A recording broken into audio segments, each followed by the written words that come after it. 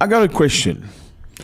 Back in time, before colonialism, before slavery, was God listening to Africans or not? Back in time, before they bought Christianity, before they bought Islam and other religions, was God listening to Africans?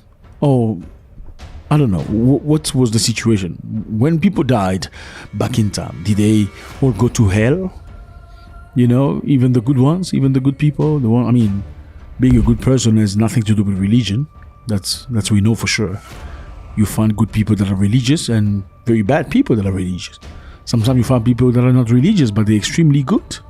One of the best human beings I've met in my life in Holland was full of tattoos. Let me repeat myself. One of the best human beings I've met in my life was a man in Holland. He's still a man in Holland.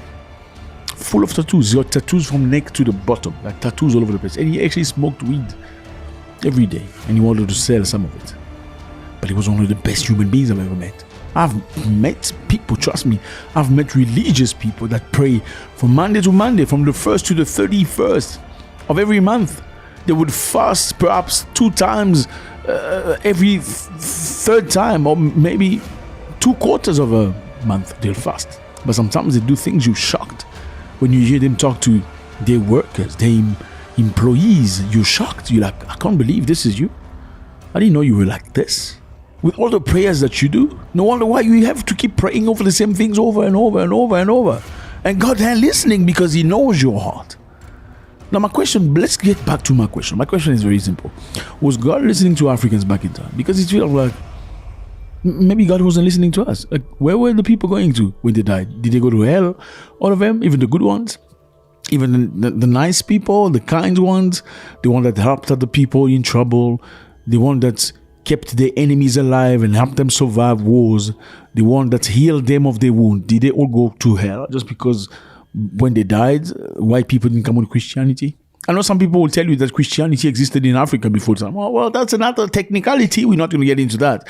We know Ethiopia has got a version of Christianity that is absolutely different from one you learn today. I just have a question and I want to answer. Africans have beliefs, Everybody has beliefs everywhere in Africa. And some beliefs are extreme, some beliefs are easy to digest, some are not, from believing in short people coming into your bedroom, your ancestors and stuff like that. Everybody can believe whatever they believe. Now, my problem comes when your beliefs start touching other people's lives physically. That becomes a problem. We are in Kenya. Here's Kenya, the map. Beautiful place, lovely people. Yeah, nice place. You want to go to Africa and have fun? Kenya is the place you want to be. You're probably not going to get lost. Not too much. Okay, now in Kenya, they have found 13 people unalive and 18 remain. Now, the Kenyan authority recovered 5 bodies. Okay, I'm trying not to speak normally because then AI picks up and they flag me and my video is not shown to people. Okay, I trust your intelligence. I know you're going to pick up these things and understand. We found 5 bodies, and then also around that area, we found 10 different scattered body parts, scattered in different places.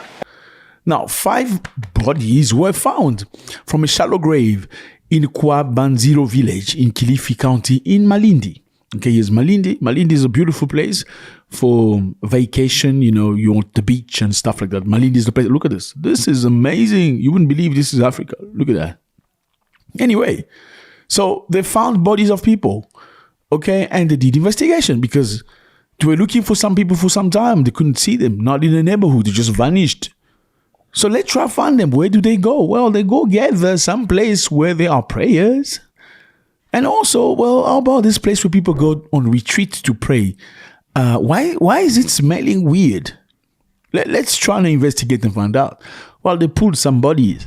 Okay? They found many, many bodies. Now, after doing some research, they found the cause of people being unalive. The majority of the people starved. And some of them were suffocated. Due to what? Extreme religious ideologies, consistent with things that has happened in the past in Kenya. In Kenya, things like this have happened in the past. Let me repeat myself. Some people were nowhere to be found in the neighborhood in Kenya. They started an investigation to find out where they were. Many of them's last place of being traced to a very similar place, which is a place where people gather to pray. Which God? We don't know. A Christian God, no doubt about that. But they got to that place, they found an awful smell. Investigating, and they found bodies. And after the investigation and forensic, they found that people starved. They were starved to unalive. Okay, why? Because they were fasting and praying. Why? Because somebody told them, if you fast and pray, you'll see God. And they literally saw God, if not the devil. That's the problem I have. This is a major problem because the investigation reminds Kenya of something very similar that's happened with some name named Mackenzie. Paul Mackenzie, okay? This is Paul Mackenzie. He was a leader of the Good News International Church, okay? Good News International Church, which organized followers to go on retreat looking to meet God instead of looking for opportunities. And I mean, some people will say to you, well, Kenya has got issues with jobs. If people had jobs, they wouldn't have gone to churches. I mean, that's the truth. Yeah, a lot of reason why many Africans go to church is because they don't have jobs. I'm sorry to tell you the truth. I know you're going to hate it, but I'm always going to tell you the truth here. I'm never going to sugarcoat. One of the main reasons why many Africans go to church is because of jobs, no jobs. Or they want a raise, that's why they go to church. Or they want a better position at work. Or maybe because they want to get married. Or maybe because they have a chronic disease, which they expect to disappear after praying. Or maybe because they're looking for a visa to go to Canada or Germany. No, I'm telling you the truth. I know a lot of you here don't understand. Because some of you are from America, from the Caribbeans. But that's the reality of Africa. You know, sub-Saharan Africa. A lot of people will go to church. They won't admit it, but it's because of the economics. You'll notice that some of the poorest countries in Africa has the most believers. And in a contrary of whatever you could believe, the country with the most believers are the most criminal countries. Look at Nigeria. So many beliefs. I mean, Nigeria, you have Christians and Muslims, but Christians are unalive every single day. Boko Haram over there. You look at Congo, this is DRC, a lot of Christians. Every day people are unalive. Anyway, let's get back on track. We are in Kenya. Now, in Kenya, there was a man named Paul Mackenzie. Who was he? Paul Mackenzie was a man of God. That's how they called him, man of God. A man of God that saw the future and saw Armageddon and all that stuff and could predict things about people's particular lives. He could fix people's marriages and sometimes break them. Tell you your husband is a witch or your wife is a witch. Her family is cursed. You must be careful. You must shift away. Move your mother out of your house. She's the reason why you're not getting ahead in life. Yeah, crazy stuff like that. Now, Mackenzie, who was Paul Mackenzie? Paul Mackenzie used to be a taxi driver in the past. The man was a taxi driver in the past, and from a day to another, he says God came to him and told him he must open a church and save people. And people started following him. And Paul Mackenzie led people into fasting and praying for longest days until people died. Many of the people, about 400 people, they exhumed 429 bodies linked to the leader Paul Mackenzie and his Good News International Church. Did you hear that? 429 bodies of people who believe blindly in a human being who's supposedly a man of God. I don't believe in these men of God stories. I'm sorry, you find a lot of them in America. They run away from Africa. They go stay in America. And the reason why they're there, they'll tell you, oh, I'm persecuted in my country. It's a lie. It's a lie. They will leave the countries and go to America because they love America like most Africans and Europe. Then they say, oh, God wants me to stay here for his work. Yes, I must preach the gospel because Jesus is coming soon. I need to preach the gospel in New York. In the meantime, in his village, there's still plenty of people that are not being preached the gospel. He doesn't want people in his village. He just wants to preach. God only cares about people in New York after all that. Now, it's a very sad situation to see this. What are the reasons you see situations like this? It's clear. Number one, ignorance. Okay? There's a lot of ignorance. Number two, Africans have beliefs. Africans love beliefs. You can tell them the reason why you're not getting a job is because you don't have the qualifications. He will not believe you. But if you said the reason why you're not getting the job is because your ancestors are angry at you and you need to fix things and slaughter a goat. Oh, yes, I believe you. The reason why you're not getting situation moving forward for you is because your auntie in the village is angry, still angry at your mom after things that had happened 37 years ago. He will believe that more than he will believe that he need to upscale, that more than he would believe that he get his ducks in a row. That's what it is. I mean, look at Africa. I mean, there's places like Malawi. In Malawi, they still believe that young girls, when they grow up, I mean, around 12, 13 years old, by the time they get their first period, they need to be, they need to have sexual encounter with the older man. And this older man is one man. He does that to most of the girls. So you have like a single older man who does that to most of the single small young girl before they become women. And one of the guys, when they did blood tests with him, he was HIV positive. After he had done that to thousands of girls. But I believe in Malawi, now I think it's done. They don't do it anymore. But that's what it is. I mean, you go to South Africa, they believe in Tokolosh.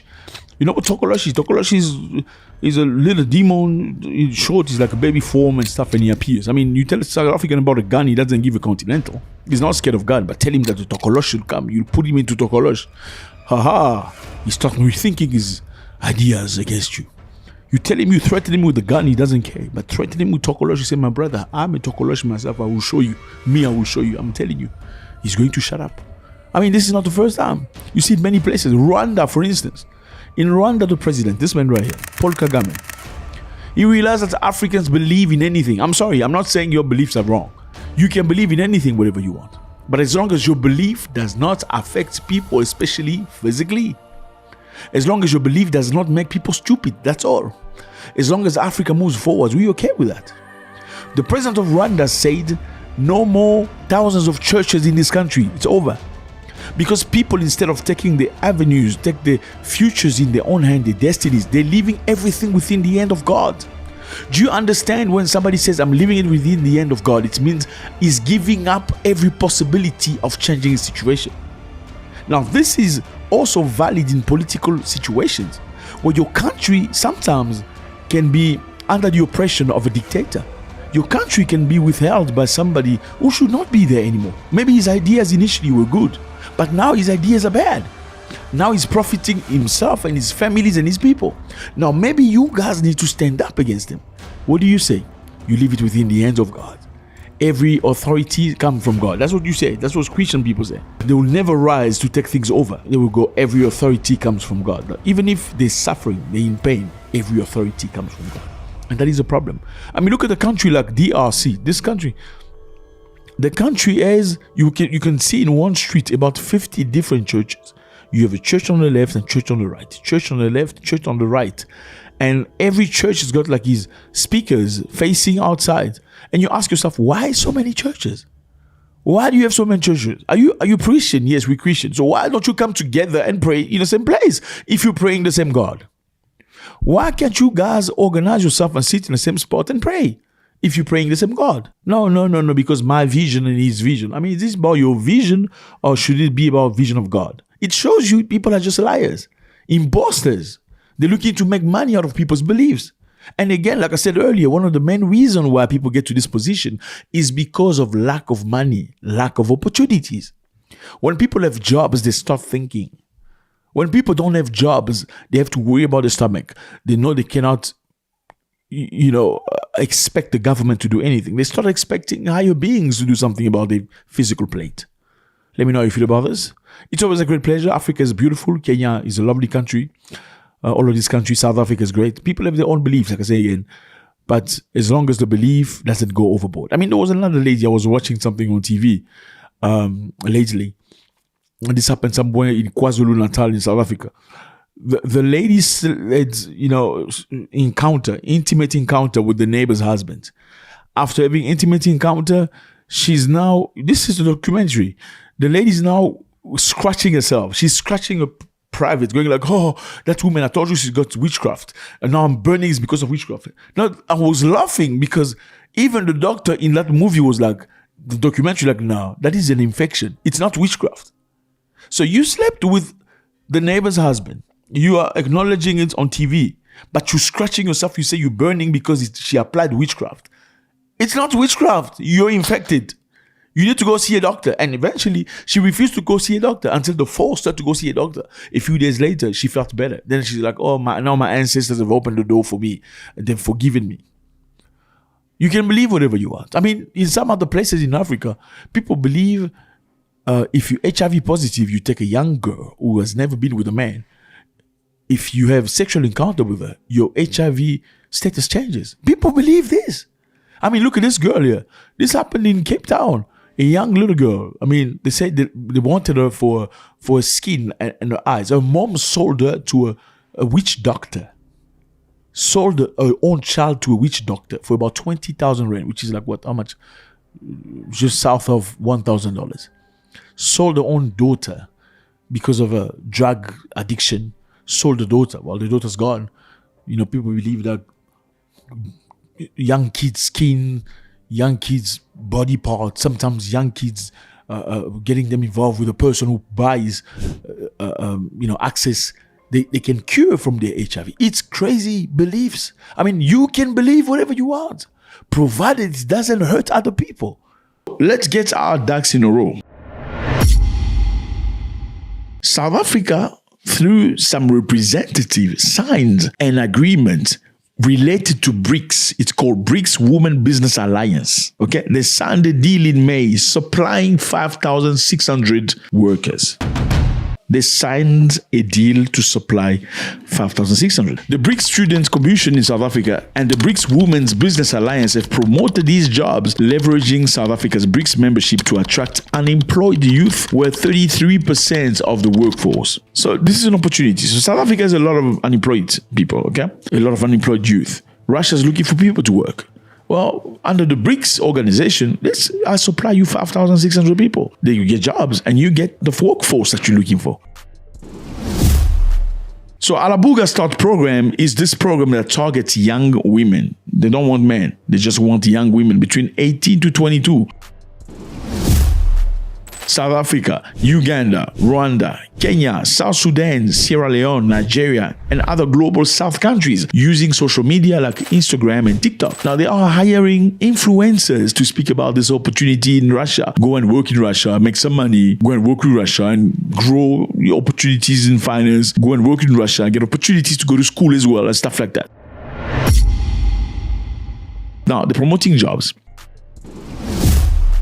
They pay between $500 and $700 per month. And that's lots of money for many Africans. Trust me, that's a lot of money for many people. Besides that, they're offering wages, flights, accommodations, hotel, all that for free. I mean, $700, free flight, accommodation for free, perhaps food for free and stuff like that. That's a good opportunity. I can go work for 3 months, 6 months, save money and start something interesting.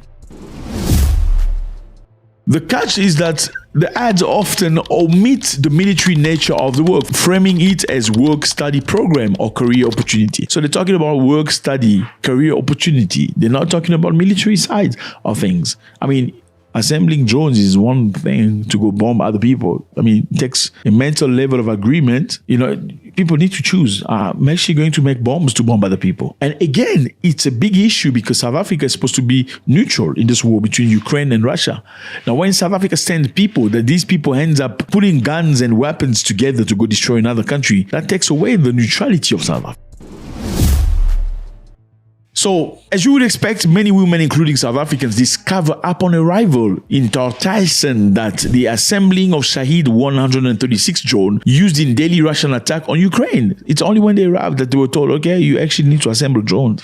But they went for other opportunities. They also report long hours of work, constant surveillance, and exposure to caustic chemical causing skin damage, and lower than promised wages after deduction for accommodation and language classes. So they get less money after deduction for accommodation and language classes. Then we're not told about that earlier. It's only later, oh, sorry, oh, your money, oh, sorry, we deducted the accommodation and the language class. But when they gave them the scheme, they said accommodation is taken care of. Oh, you're going to learn the language, no problem. So deceptive, isn't it? Now, some people have described the program as a trap with non-disclosure agreement and restriction on leaving. So some people regret. Why did they go there?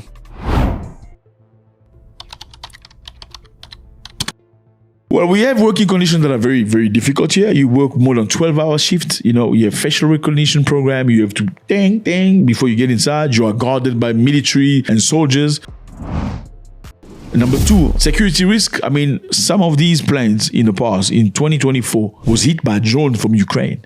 I mean, this place you assembled drones, Shahid, to bomb Ukraine was bombed by Ukraine, and 12 workers were injured in 2024. Now you're sending people from Africa, some kids that used to eat bread and cheese, to go work in drones in situations where they're going to be target number one. That's crazy stuff. Now, you need to understand the context of the signatory. What happened? Well, a person named Lebohang Zulu, chairperson of the BRICS WBA South Africa chapter and CEO of AV Group, signed an agreement during a trip to Russia in May 2024, accompanied by an unidentified South African parliamentarian. So Lebohang Zulu went to Russia with some unidentified South African parliamentarian. The deal was promoted as a job creation initiative, leveraging South Africa's BRICS membership to address unemployment. So they went to Russia to have a discussion. How do we find a solution to our unemployment situation using the BRICS card? Well, South Africa is part of BRICS, so is Russia. So let's find a way. Maybe we can get jobs for our people. Then the agreement commits to supply 5,600 workers, primarily women aged 18 to 22, to Alabuga in Russia. Okay, that was the goal. Now the job we advertise as being in construction, hospitality through the BRICS Students Commission. I mean, 18 to 22 years old. These are kids. Why only girls 18 to 22? Well, some people will think because they will pose the least resistance. They're young, they're females, so they're probably weak. They won't pose much resistance. Now, is Russia doing this on purpose? Question mark. Does the president of Russia know this? I don't know. What is South Africa's response? Well, South Africa has launched an investigation on August 22. DIRCO announced an investigation into Russia recruitment practice, focusing on whether they involve fraud or human trafficking. They are focusing on whether these recruitment involved fraud or human trafficking, nothing else. So what could happen? South African official could summon Russian diplomat for clarification. So it looks to me like we don't know if Mr. Putin is aware of this, okay? I don't think in the position he is right now, he would want to mess up with South Africa. He wants as much friend as possible. So I don't think he would want to create a situation where South Africans will be angry at him. I don't think so. Maybe there are some people below him. I'm not defending, I'm just giving my opinion. Maybe some people below him, decided to create the scheme.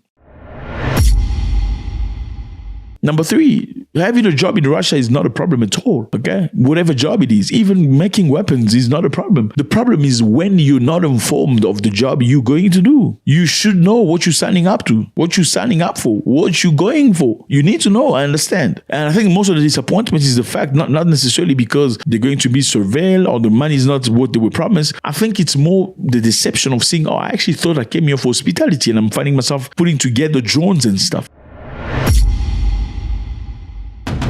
Let me know how you feel about this. Do not listen to all the influencers online. Do your own research. It's very, very important. Double check. Whatever you hear online is great, but you need to double check. Make your own homework. Do your own homework. And again, for the ladies, just because some ladies have a million followers because she wears miniskirt doesn't mean what she says makes sense at all. It doesn't mean that. Okay? If you want to go to Russia, then great. But then you need to know what you're going to Russia for. Not because some girls say, well, they're hiring people. Who the hell is she? Why isn't she gone? Again, fellas, YouTube say a lot of you guys watch videos, but you're not subscribed. And I'm still asking myself why you're not subscribed. Fellas, Burkina Faso is doing some great things. Burkina Faso right here on the map. Beautiful place, lovely people. Amazing thing. For the very first time, they've achieved a total knee replacement surgery in Burkina Faso. Piga makofi on that one. You gotta piga makofi. I know it doesn't sound big for you when they say knee replacement. Okay, I hear that a lot. In my country, they do it every time. Well, that's great. We're very happy for you that your country does that all the time. This is Burkina Faso. This is right here in Africa. The country is very, very hot, extremely hot, with so much difficulties. And trust me, a full knee replacement by Burkinabe people, Africans, from A to Z. It's a tremendous achievement. Congratulations. Now, the Center of University Yalgado Ouedraogo in Burkina Faso has achieved a milestone by successfully performing a country's first total knee replacement surgery. Congratulations. Congratulations. I mean, before you say your country can do it, you need to ask yourself, what has your country gone through to be able to achieve this? How many foreign nationals have been involved in achieving at least the very first knee surgeries that you've had? How many foreign nationals and African people have participated in your country into achieving the first knee surgery replacement before your people had been able to do so? So before you look at other people and go like, they're so far behind, you need to clap their hand because they have achieved it. Congratulations. On August 20th, 2025, the Centre Hospitalier University Yaldago Ouedraogo in Ouagadougou, Burkina Faso performed the country's first total knee replacement surgery. Knee replacement, these are surgeries that happen quite a lot. Some of the most frequent surgery, sometimes with people that are getting older, sometimes with people with, issues with their bones, but it's one that's very, very necessary. Why? Because a lot of Africans, unfortunately, have to either travel to India, if not Turkey, sometimes South Africa. It's not cheap. Okay, it's not cheap at all. In South Africa, you need the money because you're not insured. In India, you need the cash. And beside the cash, India is not the most African-friendliest country in the world. Sorry, that's the reality of it. So who was the subject? The subject was a 59-year-old woman from Tekodongo, marking a significant advancement in orthopedic care. Congratulations to Burkina Faso. Fellas, this is a country that's being run right now by military. After so many years of difficulties, terrorism being run by France, controlled economy, controlled currency. Yes, they still use the currency printed by France. This one here, like most of all these countries in Africa that speak French, they have a currency that's printed by France. Now, Burkina Faso, Mali, and Niger have been fighting very hard to free themselves. They want to be independent. They want nothing to do with France anymore.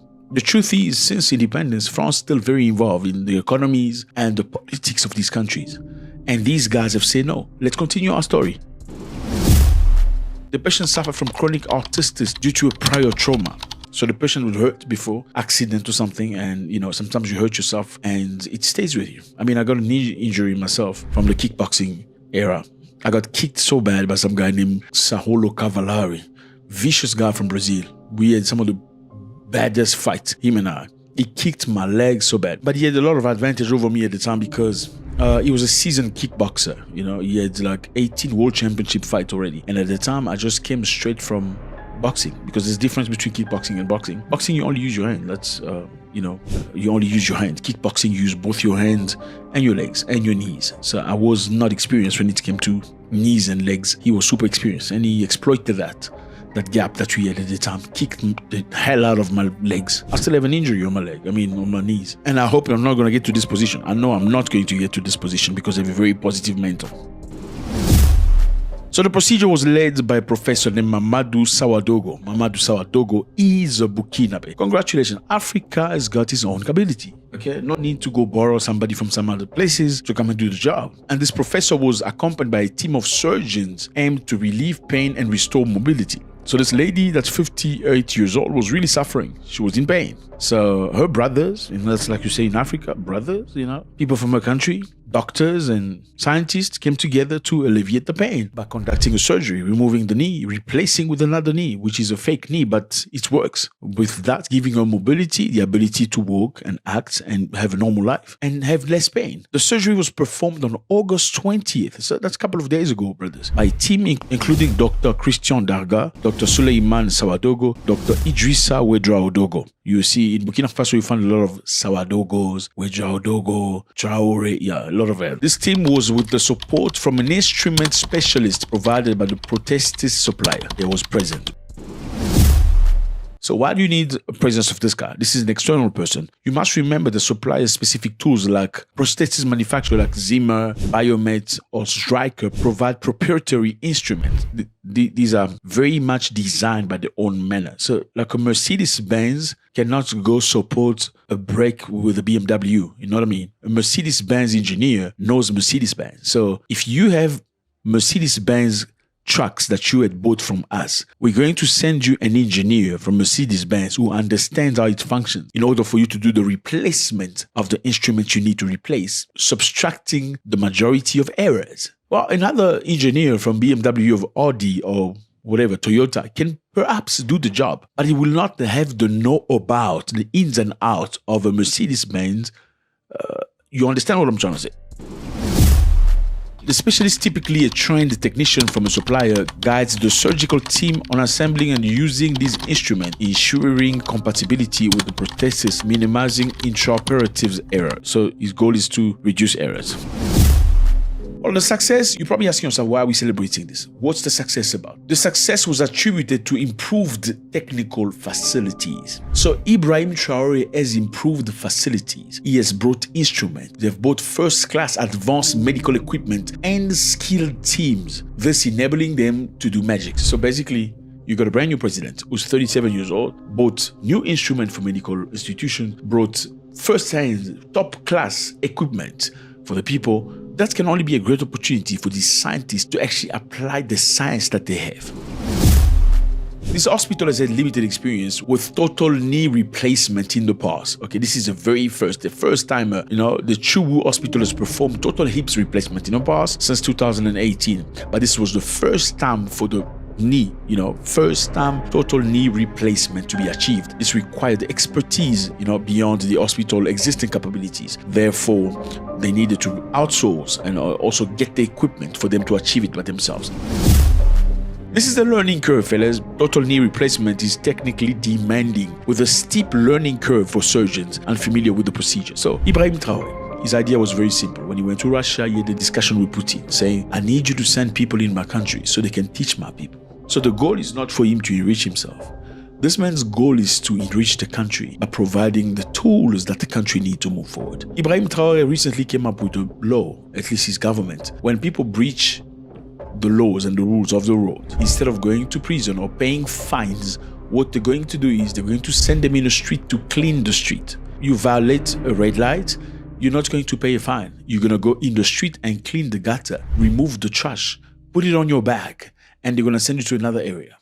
If you make a mistake to throw rubbish in front of your gate, like most African people do, unfortunately, I must tell you the truth, you hate it. I don't give a continental. You just need to check. This is Kenya. This is Zambia. This is DRC. This is South Africa. This is Nigeria. So don't tell me Africans don't do that. I'm sorry, okay?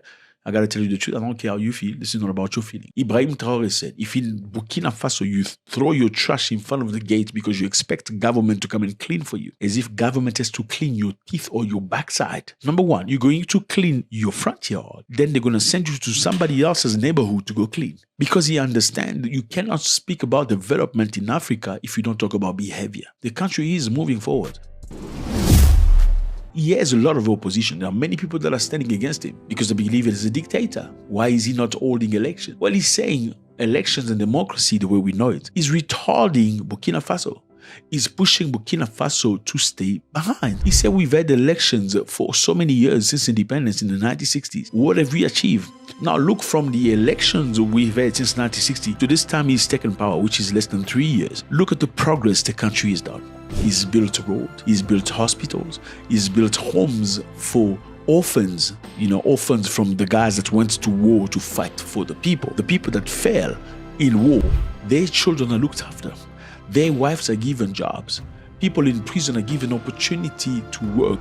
If you work for the government, you work for the country for 1 month, you get a subtraction of 3 months on your sentence. Is that a beautiful thing? Which is obviously different from what you see in America. They use prisoners to make money for big companies. In Burkina Faso, they have a policy of rehabilitating people into society. You do wrong, if it's not killing or chopping people's necks, if it just pities, they can take you back into society. You do the work for the country, they subtract 3 months of your sentence, then later on they push you back in the country. Is this a good thing or not? My brother, Africa is not moving forward. It's because of those old people who are guiding your countries. Africa is stagnating because of the old people that are guiding the country. Because I don't know why Africans believe that in order for you to be wise, you have to be old. It's not true. In order for you to guide appropriately and move the country to a good direction, you must necessarily be old. I don't think it's true at all. The bottom line is the majority of Africa that are not moving forward is because leadership is shit. Okay, they are just greedy, selfish people that just want to enrich themselves, have wife. They have bad morality, bad sexuality. I'm sorry, a lot of these leaders have 2, 3, 4, 5, 6 wives. I mean, there's absolutely nothing wrong with polygamy if it's done officially. But once your sexual urges become more important than the health of the people, then we have a big problem. Let me know how you feel about this. Okay, so we have a situation here with MTN. MTN right here, you can see MTN Group Africa, primarily South African. You can see MTN all over Africa in many, many countries. They're big, they're massive. Now, the MTN Group, Africa, largest telecom operation, is facing a U.S. Department of Justice grand jury investigation into its past operation in Afghanistan. I didn't know these people went in Afghanistan. Afghanistan and its business tie with Iran, specifically its 49% stake in Iran cell. So, South Africa's MTN has 49% stake in Iran cell. Iran cell is the equivalent of MTN in Iran. And as you would know, America has sanctioned most of these countries, especially Iran, and they don't want any other country to deal with them. And now keep in mind the relationship between South Africa and America right now. It's not a good port. So this is a major situation. MTN's Afghan operation may have involved payoffs or indirect support to militant group potentially violating U.S. Anti-Terrorist Act. So the United States of America has got all these acts and rules and stuff, you can't deal with those people. Nobody deals with that people. Nobody talks to that country. Nobody touches Venezuela. They are bad people. Nobody deal with Cuba. They're bad people. If you do so, you're going to live the consequences of it. I remember growing up in school. Was it primary school or high school? Early high school. We were the younger generation. You find, when you find these people they're probably 3-4 years old older than you because they've redone the class 3 times. He's so big and tall, and he's telling everybody, "You tomorrow, I want you to bring me bread with butter. You bring me cheese. Okay. You bring me Coke." Yeah, because he knows all these kids, their family were doing okay, and his family was not necessarily doing okay. I know it doesn't make sense maybe for you, but for us, having a piece of bread with butter and cheese, my brother. From which family are you again? Yeah, it was a great privilege. So if you don't bring the cheese or the bread and butter, my brother, you're in trouble. If he doesn't put them hands on you, he's going to put an interdiction. Nobody speaks to you at all. And if somebody dares to break the rule, he also goes to face the corner. And that feels very similar, at least very close. So it raises many questions. So you cannot do business with Iran. If you do business with Iran, you're going to have trouble with America. MTN confirmed it's fully cooperating with the American institution, providing documents and information as requested. By the United States Department of Justice. We said we're willing to engage. They've asked for a request of information, and that request of information is really about 2 markets. That's really Afghanistan and Iran. And we've started a process of voluntarily engaging with them, and we're not being accused of any wrongdoing. And so this matter, as it develops, will update the market in the near future. So it's okay. You can investigate me for dealing with the people you don't like. MTN is accepted. I mean, people say that South Africa fought against apartheid. Isn't this another form of apartheid? I'm just asking. You fought against the white people in South Africa. Are you ready to fight Donald Trump? Or that's just too big, too much? I'm just asking. The CEO of MTN, Ralph Mupita, emphasizes that no wrongdoing has been alleged thus far and that the group will defend its position where necessary.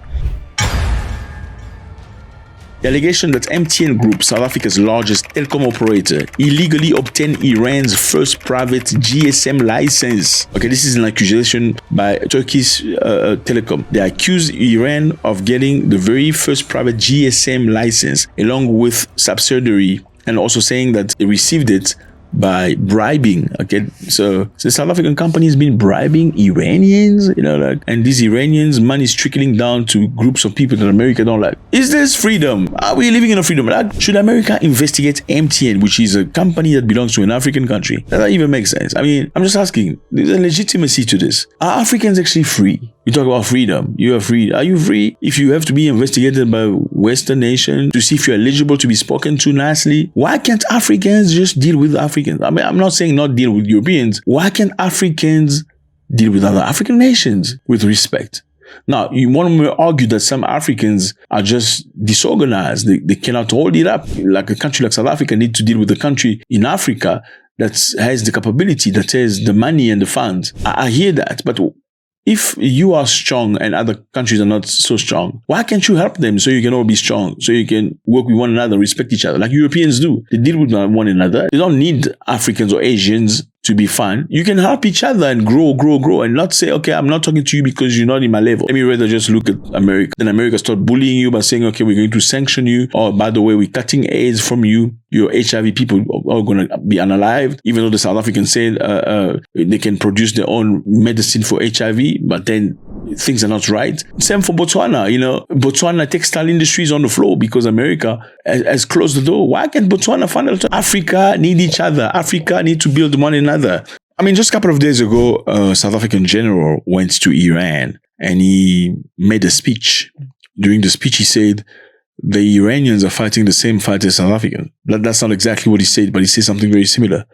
That the Iranians value, or the Iranians fight for the poor people, for the oppressed. Same for South Africa. And it was big trouble, big problems. When he came back to South Africa, they summoned him. Now, why would you go say that? Why would you do this? Well, the general clearly thought about the past because in the past, South Africa was during apartheid. And let me just remind you, during apartheid South Africa, the United States of America supported apartheid against black people. I'm not inventing this. This is the truth. Now, why would you feel bad as somebody that's seeing the people that supposedly supported them during apartheid and feel a level of fraternity towards them? Isn't that a normal feeling? Just feeling like I belong, just like Europeans feel like they belong with each other. This African general probably felt like, these Iranians helped us, same as the Russians. Let me give them solidarity. So why is he being judged for that? So the question again, is South Africa a free country? Does South Africa need to be nice because of the economics? Because right now, America can put a lot of pressure on South Africa economically. Because big companies of America like Microsoft, Amazon, you name it, are in South Africa. They're operating. They bring in business, they're creating jobs, and wrong move can destabilize the country. Now, is it okay to say that South Africa is making the right choice for itself, for its people, by not pushing America, by not standing for their rights like they stood against apartheid? Like, just this apartheid is just a little bit acceptable because then it's going to drastically change the people's trend of life. Let's not play uncarefully here. Let me know how you feel about that. It's always a great pleasure. Do you think MTN should be investigated? Do you think South Africa should accept that? Do you think South Africa is making the right decision by accepting this until they weather the storm? God bless.